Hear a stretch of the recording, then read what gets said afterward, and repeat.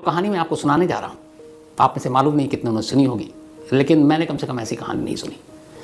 ये वो कहानी है जिसको जब समझा, रिसर्च किया, इसके पीछे तमाम खोज रहा था, बहुत सारी स्टडी करनी पड़ी। तो इस कहानी को जानते हुए और जब मैं कहानी में डूब रहा था, मैं खुद डर रहा था और डर के साथ एक क्यूरियोसिटी थी, आगे क्या, ऐसा कैसे, क्या ये मुमकिन है, क्या ऐसा हो सकता है।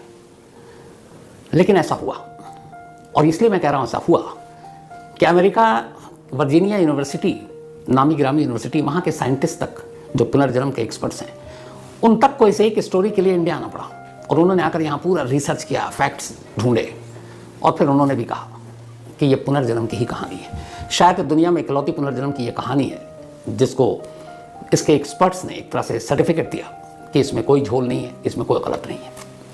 पहले कहानी, फिर आपको फैक्ट्स। उत्तर प्रदेश में एक जगह है इटावा, आप लोग जानते होंगे, बहुत नामी जगह है। इसी इटावा के एक गांव में एक परिवार रहा करता था, एक ठाकुर का परिवार। इस परिवार में 3 लोग थे जो गरीब लोग थे, पति पत्नी और उनकी एक बेटी। लेकिन जिस गांव में ये रहते थे उस गांव का नाम है शरीफपुरा। शरीफपुरा इस 70s की बात कर रहा हूं मैं, बल्कि 70s की। इस देश में उस वक्त गांव में इतना विकास नहीं हुआ था, न वहाँ बिजली थी, न पानी, न सड़कें, न अस्पताल, न डॉक्टर, न कॉलेज, न स्कूल। बेहद पिछड़ा हुआ ये इलाका। और इसी इलाके में एक ठाकुर गरीब परिवार, उसमें एक लड़की का जन्म होता है और उसकी पैदाइश हुई 1968 में। घर वालों ने नाम रखा सुमित्रा। गांव में कोई रोजगार भी नहीं था, इसलिए इस गांव के जितने भी मर्द थे वो कामकाज के सिलसिले में इस गांव से दूर बड़े बड़े शहरों में पहुंच जाते। सुमित्रा के पिता भी दिल्ली में आकर मजदूरी और बाकी छोटे मोटे काम कर रहे थे। लेकिन सुमित्रा अभी कुछ साल की हुई, उसकी माँ की मौत हो गई। बाप नौकरी और घर चलाने के लिए घर से दूर, माँ का साया सर से उठ चुका। एक दूर के कज़न ने, जिनकी उम्र भी ज़्यादा थी, अब उन्होंने सुमित्रा को पालना पोसना शुरू किया। सुमित्रा धीरे धीरे बड़ी हुई। बचपन से ही एक तरह से उसको अकेलापन मिला। मजबूरी में बाप दूर रहा, माँ का साया छीन ही चुका था और कोई था नहीं भाई बहन। तो अपने उस ताऊ के घर में वो पली बढ़ी और अकेलापन हमेशा, अपने आप को खालीपन उसके अंदर एक महसूस होता रहा। जब सिर्फ वो 13 साल की हुई तभी घर वालों ने उसकी शादी कर दी और शादी एक जगदीश सिंह नाम के शख्स की। जगदीश भी छोटे मोटे काम किया करता था और काम के सिलसिले में अक्सर वो भी उस गांव से बाहर रहता। तो अब पति भी कुछ वक्त के लिए साथ रहा सुमित्रा के, लेकिन फिर घर चलाना था इसलिए वो शहर में नौकरी करने लगा। शादी होने के बावजूद एक तरह से सुमित्रा के अंदर फिर वही अकेलापन, फिर वही उदासी, आसपास कोई नहीं, जैसे बचपन में माँ बाप करीब नहीं रहे। शादी के बाद पति घर चलाने के लिए, वो सुमित्रा से प्यार करता था लेकिन मजबूरी थी, सबका पेट पालना था। सुमित्रा के सास ससुर भी थे, वो साथ रहते थे, लेकिन उनके साथ वो उतनी घुली मिली नहीं थी। तो इसी तरह से जिंदगी चलती रही। लेकिन पहली बार 1984 में दिसंबर में सुमित्रा ने एक बेटे को जन्म दिया। जब उसने बेटे को जन्म दिया, उसके बाद पहली बार उसे लगा कि अपने आप तक की पूरी जिंदगी में शायद उसका कोई एक साथी आया उसके साथ, जिसके साथ वो बात कर सकती है, जिसके साथ वो हंस सकती है, बोल सकती है, वो उसका अपना बेटा। बेटे की पैदाइश के बाद अब सुमित्रा बहुत खुश थी। दिन भर अपने बेटे को सीने से लगा कर रखती थी। जब वो खाना बना रही होती या फिर पानी लेने के लिए बाहर जा रही होती, उन पलों को छोड़ दे। तो जब भी उसके दोनों हाथ खाली होते थे, उन दोनों हाथ का सिर्फ एक काम था और वो था अपने उस बेटे को अपने सीने से, अपने कलेजे से लगा कर रखना, क्योंकि उसे लगा था कि दुनिया में उससे बेटे से बढ़कर उसके लिए कोई खुशी नहीं आई। 5 महीने का उसका बेटा हो चुका था। 5 महीने के बाद एक रोज सुमित्रा गांव के बाहर, जैसे मैंने कहा, पानी था नहीं, एक कुआं था जहां से तमाम लोग पानी भरा करते थे। तो दोपहर के बाद उसने अपना बर्तन उठाया और कुएं से पानी भरने के लिए, जो उसका रूटीन का काम था, वो पहुंचती है। जब वो पानी भरने जाती थी तब भी अपने बेटे को अपने साथ ले जाती थी और जब वो पानी कुएं में रस्सी डालकर खींचती, उस वक्त बेटे को वहीं पर पास में लिटा देती। करीब अप्रैल की बात है ये, 1985 दिसंबर में बेटा पैदा हुआ था 1984 में। एक रोज वो शाम को कुएं से पानी निकाल रही थी और पानी लेने के बाद अब वो वापस घर की तरफ लौट रही है। हाथ में उसके पानी का बर्तन है और एक हाथ से उसने अपने बेटे को 5 महीने के सीने से लगाकर चली जा रही है। गांव के और भी लोग पानी भर भर कर अपने अपने घरों की तरफ बढ़ रहे हैं। तभी अचानक पता नहीं क्या हुआ, लोगों के कानों में एक चीख की आवाज़ सुनाई दी। उन्होंने देखा, जब पलट कर तो देखा कि सुमित्रा अपनी जगह पर जा रही थी और वो अचानक रुक गई और वो वहीं पे एक मूर्ति, एक स्टैचू की तरह खड़ी हो गई है। बच्चा, उसका जो पानी का सामान था वो नीचे उसके हाथ से छूट गया।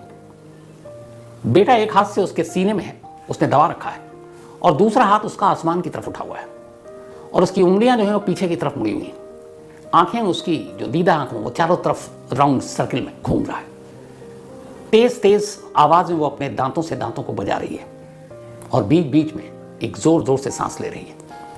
जब लोगों ने देखा और कुछ औरतें वहां पे करीब पहुंची तो उसका उस हुलिया को देखकर सुमित्रा के वो सब घबरा गए, डर गए। कई ने आवाज दी सुमित्रा, लेकिन वो कहीं से भी होशो हवास में नहीं। और वो लोग डरे सहमे दूरी बनाकर उससे खड़े हुए, किसी की हिम्मत भी नहीं हो रही उसके इस रूप को देखकर। अच्छा, गाँव में डायन भूत प्रेत ये सारी चीजें बड़ी मानी जाती हैं, तो औरतें घबरा गई। उन्हें लगा कुछ मर्द भी वहां पर सुनकर आ गए, लेकिन उन्होंने जब सुमित्रा का ये रूप देखा, उसके हाथ एकदम टाइट और ऊपर की तरफ उठे हुए हैं, उंगलियां पीछे की तरफ मुड़ी हुई हैं, आंखों का दीदा घूम रहा है और वो कट कट दांत बजा रही है। पर अपने एक बच्चे को जो है एक हाथ से उसने पकड़ रखा। अच्छा, उसने अपने बच्चों को इतनी जोर से झगड़ा कि अब बच्चा रोने लगा। बच्चे की रोने की आवाज़, उधर उसके दांत के कटकटाने की आवाज़ और स्टैचू की तरह उसका खड़ा होना, पानी का बर्तन नीचे, लोग आवाज़ दे रहे हैं लेकिन करीब नहीं जा रहे हैं। करीब 5 मिनट तक ये सीन चलता रहा। 5 मिनट के बाद अचानक सुमित्रा का हाथ नीचे गिरा और उसने देखा उसका बच्चा रो रहा है। उसने फ़ौरन उसको चुप कराना शुरू किया। फिर उसने देखा बर्तन पानी तो गिर गया, उसने वो उठाया। जब पलटती है तो देखती है कि भीड़ लगी हुई है, गाँव वालों सब उसकी तरफ देख रहे हैं। उसे कुछ समझ में नहीं आया। उसने पूछा, क्या हुआ, क्यों मेरी तरफ देख रहे हो? किसी की बोलने की हिम्मत नहीं, बोले कुछ नहीं ऐसे ही। अब सुमित्रा को लग रहा है कि कुछ तो हुआ है लेकिन ये बता नहीं रहे। और फिर उसे लगा कि मतलब उसे कुछ याद ही नहीं क्या हुआ, पर बच्चा उसका रो रहा है।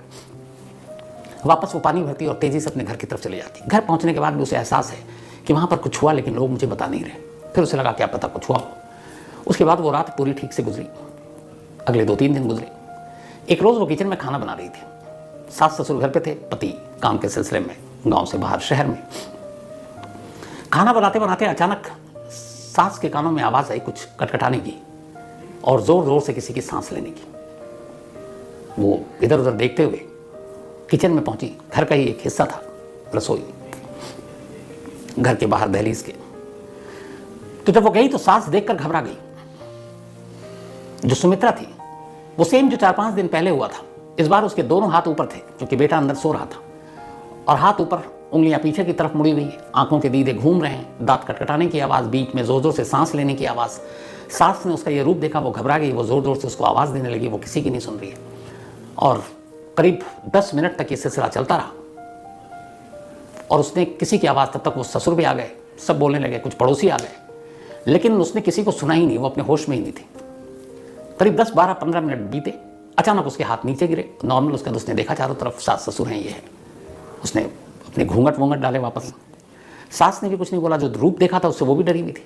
उसके बाद वो गई अपने, फिर बच्चे को देखा, बच्चे को गोद उठाया।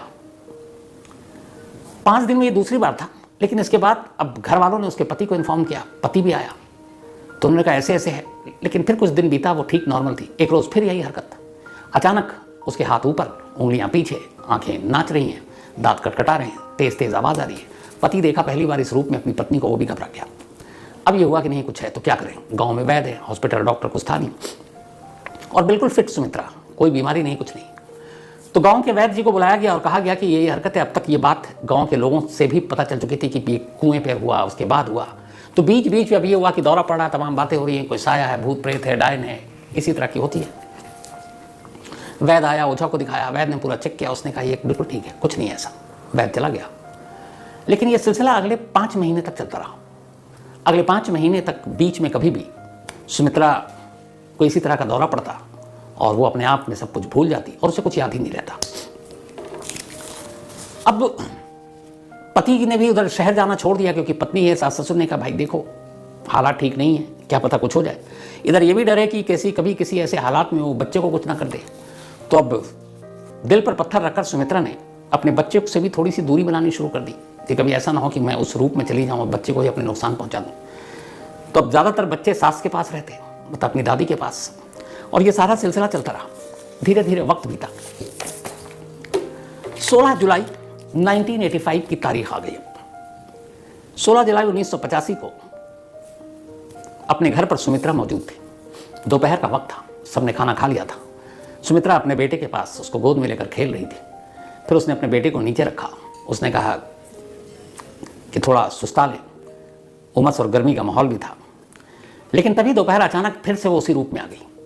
उसके दोनों हाथ आसमान की तरफ, एक ही लक्षण होते थे उसके, उंगलियां पीछे की तरफ, आंखें जो दीदा है वो घूम रहा है, दांत कटकटा रही है, जोर जोर से सांसें ले रही है और कुछ बोलने की कोशिश कर रही है, बोल नहीं पा रही है।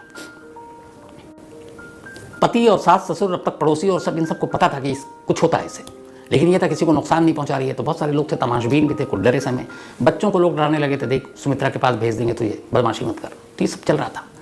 16 मई 1985 को जब ये हुआ तो उस दिन पहली बार एक अजीब चीज़ हुई। सुमित्रा उसी रूप में थी, दांत कटकटा रही है, सांसें ले रही है, और अब तक वो बीच में कुछ बोलती थी, किसी को समझ में नहीं आता था। लेकिन उस दिन उसने एक लाइन बोली, और जब वो लाइन बोली तो जिसने भी सुना वहीं पे सब सहम कर रह गए। उसने कहा, ठीक 3 दिन के बाद आज से मैं मर जाऊंगी। 16 जुलाई 1985 दोपहर का वक्त, और उसने पहली बार ये कहा, और चूंकि उस रूप में देखकर सारे लोग मौजूद थे, कुछ पड़ोसी थे, सास ससुर पति, तब उसने एक लाइन कही कि बस आज से ठीक 3 दिन के बाद मेरी मौत है। और ये कहती ही फिर वो अपने नॉर्मल रूप में आ गई। बिल्कुल वही सुमित्रा जो एक अच्छी माँ, पति की सेवा करने वाली, सास ससुर के साथ ठीक से बात करने वाली, खाना बनाने वाली। अब जब उसने बोला तो हर एक घर वाले सारे सहम गए कि ये क्या बोल रही है। 16 जुलाई यानी कि 19 मई इसका लास्ट डे होगा, कोई ऐसा कैसे कह सकता अपने मौत की भविष्यवाणी। पूरा घर परेशान। अब पति ने सुमित्रा से पूछा कि तुम्हें याद है कि तुम जो ये सब जिस दौरे में जो मैं पढ़ता है उसमें क्या तुमको कोई भी चीज़ याद है? बोली नहीं, मुझे कुछ याद नहीं है। तो उसने कहा, तुमने कुछ लाइन कही थी, तुम्हें याद? उसने कहा नहीं याद है। तो उसने कहा, मैंने क्या कहा था? उसने कहा, तुमने पति की मजबूरी थी, उसने बोल दिया। उसने कहा, तुमने ये कहा कि ठीक 3 दिन के बाद तुम मर जाओगी। तो उसने कहा, क्या बक रहे हो? उसने कहा, हाँ। अब सुमित्रा के दिमाग में ये बात बैठ गई। उसे लगा ये क्या है, लेकिन अगले 3 दिन तक 16, 17, 18 वो बिल्कुल नॉर्मल रही। अब 19 मई बल्कि 19 जुलाई 1985 की तारीख आ गई। ये वही डेट थी जो सुमित्रा ने अपनी मौत के लिए चुनी थी, जब उस दौरे में थी और वो बोल रही थी। 19 जुलाई 1985 सुबह हुई, दोपहर, सुमित्रा बिल्कुल ठीक। बट उसने उस दिन भी यही किया कि वो अपने बच्चे से खुद को दूर रखती थी। जब कुछ लोग उसके आसपास हों तो बच्चे को प्यार करती, सीने से लगाती, बाकी उसकी दादी के पास ही होती। 19 को सुमित्रा ने एक चीज़ ये किया कि उसने कहा, मैं ऐसा कोई काम नहीं करूँगी जिससे मेरी मौत हो सके। उसने कहा, मैं ऊंचाई पे नहीं जाऊँगी कि फिसल जाऊँ, मैं आज खाना नहीं बनाऊँगी, चूल्हे के करीब नहीं जाऊँगी कि आग न लग जाए, मैं आज जंगल की तरफ नहीं जाऊँगी, मैं आज कुएं पे पानी नहीं भरने जाऊँगी कि कुएं में न गिर जाऊँ। मतलब ऐसी चीज़ जो एक इंसान अपने उसमें कर सकता है कि इन वजहों से हम मर सकते हैं, उन सारी चीज़ों से उसने कहा कि मैं दूरी बनाऊँगी। और उसके पति ने भी यही बात उससे कही। धीरे धीरे दोपहर से शाम हो गई, सुमित्रा बिल्कुल ठीक। घर वालों को अब लगा कि चलो कुछ घंटे की बात है, और ये जो उसने कहा था 3 दिन पहले ये गलत साबित होगा। घर के अंदर है सुमित्रा, क्योंकि हर तरफ से वो बच रही, कुछ नहीं चाहती ऐसा करे कि जिससे कोई एक्सीडेंट हो, कोई हादसा हो, उसकी मौत हो जाए। आराम कर रही है, कोई खाना वाना नहीं बनाना, बाहर नहीं जाना। शाम हो गई, उसे कुछ घुटन सी महसूस हुई। उसे लगा कि बहुत है कमरे के अंदर, चलो बाहर नहीं जाना। दरवाजे पर खड़े होकर थोड़ी ठंडी हवा ले लेते हैं, क्योंकि शाम की हवा भी आनी शुरू हो गई थी। अब वो दरवाजे पर खड़ी हो गई। इत्तेफाक से उसकी एक दोस्त वहाँ से गुजर रही थी। उसने उसको आवाज़ दी। उसने कहा, कहाँ जा रही हो, कैसे? उस दोस्त को भी इसके बारे में पता था, और ये भी पता था ये तीसरे दिन की कहानी। अब वो उससे बात करने लगी, दरवाजे के बाहर निकली। अब वो जाकर करीब बात कर रही है, और दोनों हंस कर बात कर रहे हैं। वो उससे उसको पूछ रही, खैरियत, तुम अब ठीक हो? तुम्हें क्या हो जाता? तुम तो बिल्कुल हट्टी कट्टी हो। और वो कह रही है, सब पता नहीं ऐसी है, मैं बिल्कुल ठीक हूँ, मेरे बेटे के आने के बाद से मैं बहुत खुश हूँ। और पूरी बात कर रही है, और बात करते करते अचानक एकदम वहीं खड़े खड़े वो यूं ही खड़ी रहती है, और उसके मुंह से आवाज़ बंद। उसके दोनों हाथ ऊपर की तरफ गए, और इस बार उसने कुछ नहीं किया, न दांत कटकटाए, न उंगलियां पीछे की, न नजरें घुमाई, बस खड़ी हो गई। अब उसकी सहेली उससे बात किए जा रही है, वो जवाब नहीं दे रही है। उसने उसको हिलाया, और वो चट्टान की तरह, बिल्कुल जैसे कोई स्टैचू नहीं होता मूर्ति, वो वैसे वहीं अपनी जगह टिकी हुई है। मतलब धक्का देने पर भी वो आगे पीछे गिर नहीं रही है। उसने 2-3 बार पहले हल्के से, फिर जोर से उससे पूछा, सुमित्रा सुमित्रा। कोई जवाब नहीं दिया। उस दोस्त को मालूम था इस 3 दिन की भविष्यवाणी वाली बात। अब वो बदहवास चीखती है, ज़ोर ज़ोर से रोने लगती है। उसके चीखने और रोने की आवाज़ सुनकर तमाम पड़ोसी और घर के अंदर से सुमित्रा का पति, सास ससुर सब बाहर आते हैं। अब तक उन्हें ये लगा था कि शायद शाम हो गई, भविष्यवाणी गलत होगी। लेकिन जब उसके दोस्त को रोते चीखते देखते वो आते हैं, तो देखते हैं सुमित्रा खड़ी हुई है, लेकिन नॉर्मल है, उसके हाथ पीछे नहीं है, आंखें ठीक है, लेकिन आंखें खुली हुई है। अब वो उसको हिला डुला रहे हैं, लेकिन वो कुछ बोल ही नहीं रही। बदहवास भाग कर कोई वैद्य को लेकर आता है, वैद्य आता है। अब सुमित्रा को बड़ी मुश्किल से लिटाया जाता है। वैद्य उसके नब्ज टटोलता है, दिल की धड़कन देखता है, आंखें देखता है, और थोड़ी देर के बाद कहता है कि अब सुमित्रा जिंदा नहीं है, ये मर चुकी है। सुमित्रा ने जो भविष्यवाणी की थी वो सच में तीसरे दिन सही साबित हुआ। 19 जुलाई 1985 16 जुलाई को उसने कहा था मैं 3 दिन बाद मर जाऊंगी, और 19 जुलाई 1985 को मर गई। घर में रोना पीटना मच गया। पूरे गांव को उसकी भविष्यवाणी के बारे में पता था। जिसने भी सुना, अब सुमित्रा के घर के बाहर लोगों की भीड़ जमा होनी शुरू हो गई। वैद्य ने डिक्लेयर कर दिया। अब जितने बच्चे थे गांव के, तमाम माओं ने, उनके घर वालों ने कहा कोई बाहर नहीं निकलेगा। लोग डरे हुए थे सुमित्रा के उस बदले हुए रूप को देखकर, फिर उसके कहने के हिसाब से, और डरे हुए थे कि कहीं अब बाकी किसी घर पर कोई आफत मुसीबत ना आ जाए। बच्चों को सबने घर में रखा। सुमित्रा के घर के बाहर शोक जताने वालों की भीड़ लग गई। अब इसके बाद ये हुआ कि ज़्यादा देर तक शव को घर में नहीं रखेंगे। उस ज़माने में जो गांव के पिछड़पन का आलम था, अस्पताल, स्कूल, सड़क, बिजली, पानी के साथ साथ शमशान घाट भी नहीं था। गांव की किसी खुली जगह पर खुद लकड़ियाँ इकट्ठी करो, एक पंडित को बुलाओ, सारी रस्में मंत्रोच्चार के बीच खुद गाँव वाले अंतिम संस्कार कर देते थे। तो कुछ लोग गए, उन्होंने लकड़ियाँ जुटानी शुरू की। जहाँ पे अमूमन गांव के लोगों का अंतिम संस्कार होता था, औरतों को बुलाया गया क्योंकि सुमित्रा महिला थी। अब उसका हिंदू रीति रिवाज के हिसाब से उसका श्रृंगार करना शुरू किया गया, उसको तेल लगाना शुरू किया गया। उस गांव की प्रथा थी। सुमित्रा की बॉडी ज़मीन पर है, श्रृंगार चल रहा है, तेल वेल लगाए जा रहे हैं। आधा दर्जन से ज़्यादा महिलाएं इस काम में लगी हुई हैं। एक लाश का श्रृंगार हो रहा है क्योंकि वो सुहागन थी। इसके बाद श्रृंगार करते करते 45 मिनट हो चुका था अब इन सारी चीज़ों को, और सुमित्रा की मौत के बाद ये था कि अब बस अंतिम संस्कार कर दो, क्योंकि एक डर, खौफ, दहशत थी पूरे गांव में। तो जितनी जल्दी इसकी मतलब अंतिम संस्कार करेंगे, हो सकता है उसकी आत्मा को सुकून मिले।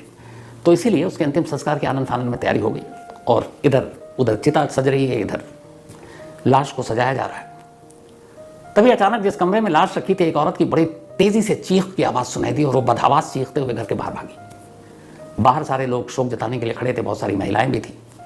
घर छोटा था, बहुत सारी एक साथ नहीं जा सकती थी। इसी बीच में एक दूसरी महिला चीखते हुए घर से बाहर निकली, फिर तीसरी निकली। अब जब ऐसा हुआ तो बाहर बदहवास लोगों ने पूछा क्या हुआ।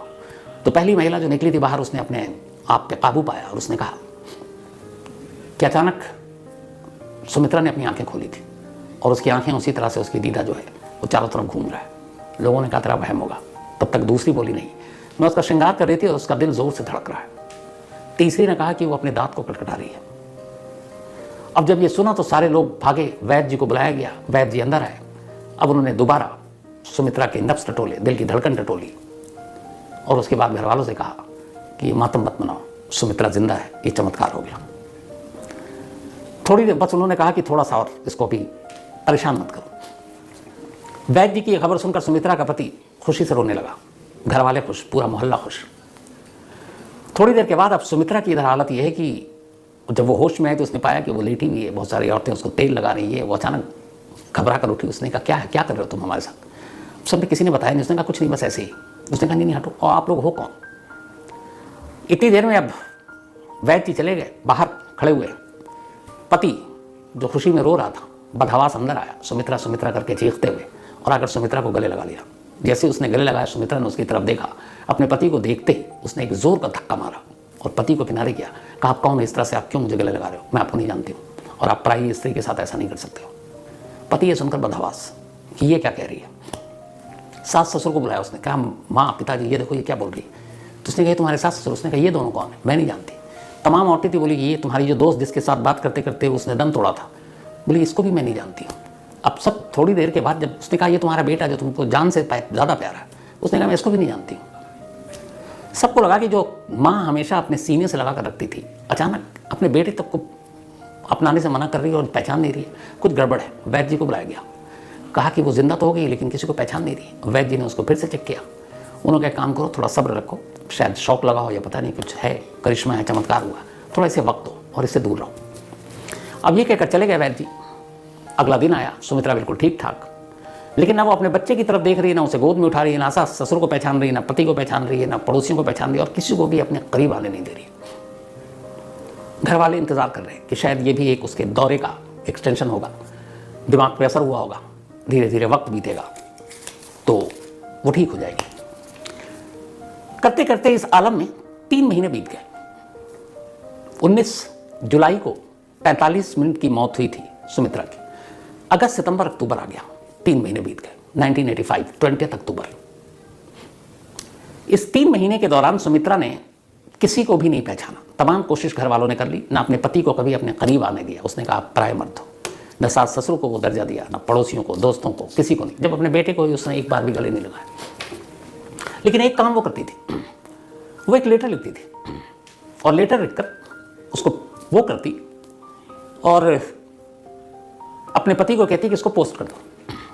पति अनपढ़, लेकिन घर वाले ये हैरान थे कि सुमित्रा ने तो पढ़ाई की नहीं। हाँ, थोड़ी बहुत उसके जो ताऊ थे उन्होंने पढ़ाया था, लेकिन फिर भी ये लिख रही है कुछ। पर उन्हें लगा कि अब कुछ होगा, या ये भी हो सकता है एक दौरे का पाठ हो, अपने आप को कुछ और सोच रही हो। पति अपनी पत्नी से बेहद प्यार करता था। वो उसके कहने के हिसाब से गांव के बाहर ही एक वो जो पोस्ट ऑफिस बल्कि जो लेटर बॉक्स होता है वो उसमें लेटर डाल देता। 3 महीने तक ये लेटर डालने का सिलसिला चलता रहा। 3 महीने के बाद 19 जुलाई 1985 को सुमित्रा ने 45 मिनट के लिए दम तोड़ा था। 20 अक्टूबर 1985 की तारीख आई। अचानक एक शख्स सुमित्रा के घर पहुंचता है, इसी शरीफपुरा गांव में। और वो शख्स घर पहुंचते ही पहले तो गांव में जाता है और गांव में जाने के बाद वो पूछता है कि यहाँ पे क्या कोई ऐसी महिला है जो जिसका बर्ताव बड़ा अलग है, जो कभी कभी कुछ भूल जाती है या उसको दौरा पड़ता है, इस तरह की कोई चीज़ें उसके अंदर है। तो लोग कहते हैं कि यार इसको मतलब ये कैसे। अच्छा, ये गांव में चर्चा का विषय था, तो ये था कि शायद गांव से बाहर भी कई लोग कमाने वमाने के लिए जाते हैं, तो किसी ने बताया होगा। तो उसने कहा आपको कैसे पता? उसने कहा छोड़िए, आप मुझे बताइए है कि नहीं। तो फिर सुमित्रा का पति बाहर आया। उसने कहा जी है, लेकिन आप कौन? हम आपको जानते नहीं हैं। उसने कहा मेरा नाम राम सिया त्रिपाठी है, मैं इटावा से आया हूँ। इस गांव से करीब 80 किलोमीटर दूर एक अपने गांव का नाम उन्होंने बताया। उसका नाम था डिबियापुर। ये शरीफपुरा था जहाँ सुमित्रा रहती थी, और ये राम सिया त्रिपाठी डिबियापुर से आए थे जो 80 किलोमीटर दूर है इस गाँव से। तो उन्होंने कहा मेरा नाम राम सिया त्रिपाठी है, मैं एक लेक्चरर हूँ कॉलेज में, और मुझे इसलिए यहाँ आना पड़ा है कि पिछले 3 महीनों से मुझे कुछ लेटर मिल रहे थे और उस लेटर को मैंने शुरू में नज़रअंदाज किया, लेकिन अब फिर मुझे लगा कि चलो एक बार चल के देख लेते हैं। दूरी ज़्यादा नहीं थी, 1 दिन बर्बाद होगा। लेकिन मैं सिर्फ चला आया इसलिए कि वो लेटर जो भी भेज रही है एक बार उससे मिल लूँ। तो उन्होंने कहा कौन आपको लेटर भेज रहा है? तो उन्होंने कहा कि वही तो मैं आपसे मिलने आया हूँ कि आपके घर में कोई ऐसी महिला है जो बदलती है, जिसको दौरे पड़ते हैं, कुछ होता है। तो फिर उसने पूछा दोबारा, उसके साथ ससुर आ गया कि आपका नाम बताइए। तो उन्होंने कहा मेरा नाम राम सिया त्रिपाठी है। जब इस बार उन्होंने अपना नाम बताया तो अंदर सुमित्रा बैठी हुई थी और उसके कानों में ये नाम पड़ गई। जैसे ही नाम सुना वो बदहवास कमरे से बाहर भागते हुए आती है और राम सिया त्रिपाठी को देखते ही गले लगा लेती है। अब जितने भी लोग खड़े हुए थे सब बदहवास। खुद राम सिया त्रिपाठी पीछे हटते हैं और उसको छुड़ाने की कोशिश करते हैं, लेकिन वो इतनी तेजी से गले लगाकर और रो रही है कि किसी को कुछ समझ में नहीं आया। बड़ी मुश्किल से राम सिया त्रिपाठी ने सुमित्रा को खुद से अलग किया और बोला आप कौन है? मैं आपको नहीं जानता। सुमित्रा पहली बार बोलती है आप मेरे पापा हैं और लेटर मैं ही भेज रही थी। अब जब ये सुना तो राम सिया त्रिपाठी को लगा कि ये क्या है। तो उन्होंने कहा कि नहीं, मेरी बेटी तो तुम्हारी जैसी है नहीं। उसने कहा पापा मैं आपकी ही बेटी हूँ और मैं सुमित्रा नहीं हूँ, मैं आपकी शिवा हूँ। शिवा राम सिया त्रिपाठी की बेटी का नाम था। उसने कहा कि मैं शिया त्रिपाठी हूँ, शिवा त्रिपाठी आपकी बेटी। अब राम सिया त्रिपाठी कमरे में बैठ गए। सुमित्रा के घर वालों को, पति को कुछ समझ में नहीं आ रहा, पड़ोसियों का जमावड़ा लग गया। अब ये हुआ कि आगे क्या। राम सिया त्रिपाठी अपने साथ एक ब्रीफकेस लेकर आए थे। उन्होंने बैठे और सुमित्रा जो अपने आप को अब शिवा कह रही थी उसको बिठाया। बोला अच्छा तो तुमने वो लेटर लिखा? बोला जी मैंने लिखा। उसने कहा आप पापा मेरी हैंडराइटिंग नहीं पहचानते हो? अब राम सिया त्रिपाठी ने हैंडराइटिंग जब सोचा उनकी बेटी का तो उन्हें लगा कुछ चीज़ों को छोड़ दे तो हूबहू वैसी हैंडराइटिंग है। फिर उन्होंने कहा ठीक है, अगर तुम शिवा हो तो चलो मैं कुछ दिखाता हूँ, तुम मुझे बताओ। वो अपने ब्रीफकेस में एक एल्बम लेकर आए थे। उस एल्बम में कुल 15 तस्वीरें थी और ये एल्बम उनकी बेटी शिवा त्रिपाठी की शादी का एल्बम था। उन्होंने एल्बम खोला और बोला बताओ ये कौन कौन है। राम सिया त्रिपाठी तो सामने बैठे थे, वो भी एल्बम थे। उसने कहा आप मेरे पापा हैं। एक लेडी को देखकर उसने कहा कि ये मेरी माँ है। एक को देखकर कहा ये मेरा भाई है। एक को देखकर उसने कहा कि ये छेदीलाल है मेरा पति। 2 बच्चों की तस्वीर को देखकर उसने कहा कि ये दोनों मेरे बच्चे हैं, रिंकू और टिंकू। ये मेरी सास है, ये मेरे ससुर है, ये मेरा देवर है। और फिर एक महिला की तस्वीर पर आकर उसने उंगली रखी और चुप हो गई। राम सिया त्रिपाठी ने कहा तुम सबका सही सही बता रही हो, ये आखिरी तस्वीर है, इस पर क्यों चुप हो गई? घबराई वो, उंगली रखे हुई है, बता नहीं रही। उन्होंने कहा बताओ बताओ। बड़ी मुश्किल से फिर लरसते हुए डरे सहमे अंदाज में अब सुमित्रा कहती है ये मेरी ननद है और इसी ननद ने मुझे सर पर पत्थर मारकर 19 जुलाई 1985 को मेरा कत्ल किया था। जैसे ही उसने बोला और ये तस्वीरें सारी कंप्लीट हुई, राम सिया त्रिपाठी खड़े हुए, शिवा को जोर से गले लगाया और रोना शुरू कर दिया। उन्होंने कहा तुमने एक एक लाइन सच कही है। अब राम सिया त्रिपाठी जब चुप हुए, इधर कुछ समझ में नहीं आ रहा सुमित्रा के घर वालों कि ये सुमित्रा है, ये शिवा है, ये राम सिया त्रिपाठी कौन है, उसकी शादी पहले हो चुकी है, 2 बेटे हैं, फिर ये पति कहाँ से आए, ये सब क्या है, कुछ माजरा समझ में नहीं आ रहा। तब राम सिया त्रिपाठी ने कहानी सुनाई। उसने कहा 24 अक्टूबर 1962 को, 24 अक्टूबर 1962 को शिवा मेरी बेटी का मेरे घर में जन्म हुआ था। मोहल्ला था डिबियापुर, यही आपके इटावा में, और वहाँ से शरीफा, जो बात बताया आपको बल्कि शरीफापुर पूरा 80 किलोमीटर की दूरी पर है। पर ये दोनों परिवार एक दूसरे को नहीं जानते। शिवा एक ब्राह्मण फैमिली से थी और सुमित्रा एक ठाकुर परिवार में जन्म लिया था। ये खुद एक कॉलेज में लेक्चरर थे, घर में पढ़ाई का माहौल था। उस ज़माने में उन्होंने शिवा को ग्रेजुएशन कराया, कॉलेज में पढ़ी। जब शिवा 18 साल की हो गई तब 1980 में शिवा की शादी छेदीलाल नाम के एक नौजवान से कर दी गई। शादी के कुछ साल के बाद, अगले 5 साल के अंदर अंदर शिवा को 2 बेटे हुए, रिंकू और टिंकू।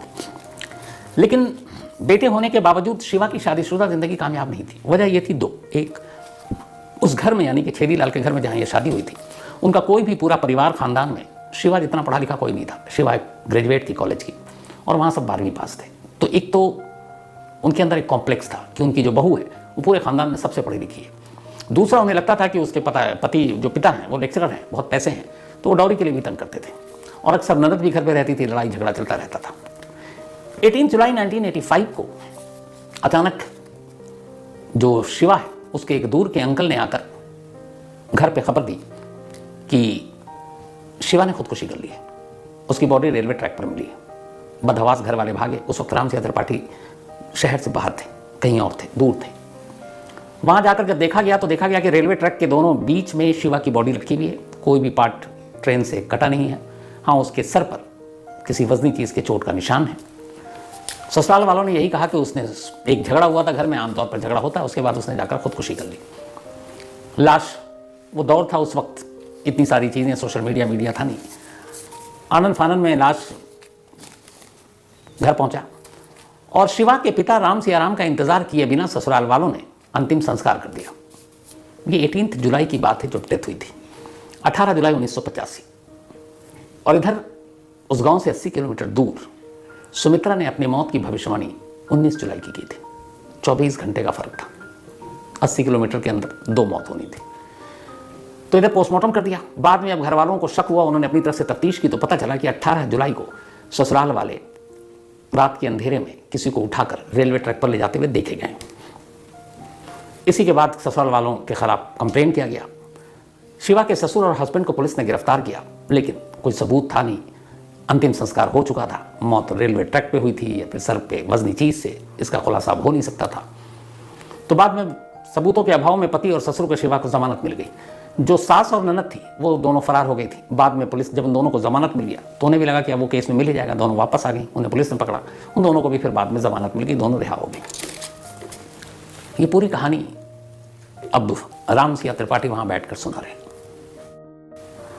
अब अजीब सी कहानी सामने थी कि एक शिवा त्रिपाठी जो सेम डे मरी और दूसरी तरफ सुमित्रा जिसने अपनी मौत की भविष्यवाणी 3 दिन पहले कर दी, उसकी मौत भी 24 घंटे बाद हुई थी शिवा के। और सुमित्रा कभी पढ़ी लिखी नहीं, इंग्लिश में लेटर भेज रही है। कभी वो ठीक से मतलब हिंदी पूरा नहीं बोल पाती थी, वो अपने गांव की जो भाषा होती है यूपी की, उस भाषा में बात किया करती थी। लेकिन अपने पापा के साथ वो फर्राटेदार बेस्ट हिंदी इंग्लिश में बात कर रही है। अब जब ये सारी चीज़ें हो गई तो फिर युवा के पापा मैं आपके साथ जाऊंगी। पापा उसको अपने साथ लाए, वो अपने दोनों बेटों से मिली। फिर उसे ख्याल आया कि उसके ससुराल ने तो उस पर जुल्म किया था, मारा पीटा था, उसको तो एक तरह से कत्ल ही कर दिया था उसका। तो पति से भी अब कोई रिश्ता था नहीं क्योंकि पति जिंदा था, लेकिन उसके बावजूद उसे लगा कि जो उसका सुमित्रा का जो पति था वो पति शरीफ था, उसे मानता था, बेशक गरीब था लेकिन उसे प्यार करता था, जगदीश सिंह। उसने कहा कि बेशक मेरा पुनर्जन्म हुआ है, मेरे 2 बच्चे हैं। उसने उन दोनों बच्चों को अपना लिया, रिंकू जो उसके बेटे थे शिवा के, सुमित्रा ने, उसने कहा यही मेरे बेटे हैं। और अपने उस गरीब पति को भी उसने कहा यही मेरा पति है। और अपने उस बेटे को, जिसको वो 5 महीने तक सीने से लगाकर भागती थी, उस बेटे को भी, पति बेटे और अपने पुनर्जन्म के पहले के 2 बेटे, इनके साथ फिर वो आकर उसी गांव में रहने लगे और उस पति के साथ बड़ी अच्छी खुशहाल ज़िंदगी उसने गुजारी। उधर 2 अब परिवार भी था, वो सब भी खुश, गांव के लोग भी खुश। लेकिन ये कहानी फिर उस वक्त मीडिया में आई, अखबारों में आई। जब ये आई, अमेरिका की वर्जीनिया यूनिवर्सिटी से पुनर्जन्म के जो एक्सपर्ट हैं, सारे फैक्ट्स फाइंडिंग और ये चीज़ें देखते हैं, उनकी पूरी टीम आई। जो इंडिया में उस वक्त इस पर काम करते थे, वो टीम पहुंची इटावा में। इन लोगों ने बड़ी छोटी छोटी चीज़ों की फैक्ट्स की चेकिंग की, इंटरव्यू किया दोनों परिवार का, गाँव के लोगों का, वो सारे डॉक्यूमेंट्स निकाले, शिवा की मौत का, सुमित्रा के जन्म, शादी का, तस्वीरें निकाली दोनों के अलग अलग। हालांकि उसके गांव की तस्वीरें कम थी, लेकिन जो भी मिली वो सारी चीज़ें, हैंड राइटिंग मिलाया, क्वेश्चन किया उससे अलग अलग दोनों परिवारों के, उस जन्म और इस जन्म का, टाइमिंग मिलाई, और फिर वर्जीनिया यूनिवर्सिटी ने डिक्लेयर किया, और इंडिया का जो एक रिसर्च इसके ऊपर काम करते हैं, कि दुनिया का इकलौता और शायद पहला ऐसा पुनर्जन्म का केस है जो सच्चा है। फैक्ट्स के बेस पर यह केस ये साबित करता है कि सुमित्रा का पुनर्जन्म शिवा के तौर पर हुआ था। तो ये पुनर्जन्म की कहानियां बहुत आती हैं, लेकिन ये इकलौता केस है जिसको प्रूफ, एक तरह से प्रूफ किया गया कि ये सच है। तो अब सुमित्रा, या ये कहें कि शिवा, अपने पहले पति, मतलब जो सुमित्रा का पति था, उसके साथ रहने लगी, 3 बेटे, धीरे धीरे वक्त बीता, सब कुछ अच्छा चला। 1998 85 में ये हुआ था, उसके करीब 13 साल बाद अचानक एक रोज़ बीमारी से सुमित्रा, या यूँ कहें कि शिवा की मौत हो गई। और सुमित्रा या शिवा की मौत के 1-2 साल के बाद उसके पति जगदीश सिंह की भी मौत हो गई। बच्चे आज भी हैं, परिवार आज भी है, और ये कहानी आज भी है। और ये वो कहानी है जो दुनिया में इकलौती ऐसी कहानी है जिसके पुनर्जन्म की सच्चाई पर मोहर लगी है। तो ये थी आज की कहानी।